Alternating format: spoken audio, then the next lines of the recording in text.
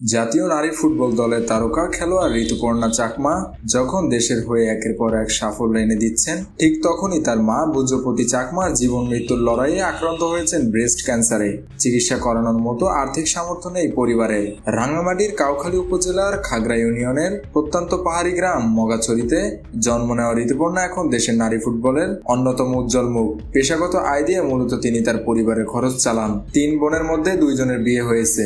একমাত্র ভাই 3 বছর আগে বিদ্যুৎস্পৃষ্ট হয়ে মারা গেছেন। ফলে পরিবারের একমাত্র ভরসা এখন ঋতুপর্ণা।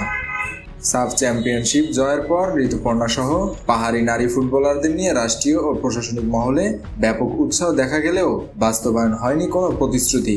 ঘোষণা দেওয়া হয়েছিল নতুন ঘর নির্মাণ, এলাকায় রাস্তা উন্নয়ন ও বেকার বোনদের চাকরি দেওয়ার, কিন্তু সে প্রতিশ্রুতির বাস্তব চিত্র আজও অনুপস্থিত। এরই মধ্যে দীর্ঘদিন ধরে ক্যান্সারে ভুগছেন ঋতুপর্ণার মা, অথচ চিকিৎসা থমকে আছে টাকার অভাবে। জানা গেছে 2015 সালে ক্যান্সারে মারা যান ঋতুপর্ণার বাবা বরজবাসী চাকমা।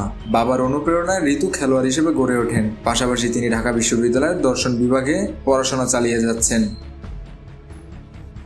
মেহেদী হাসান বাপ্পি, খুলনা গেজেট।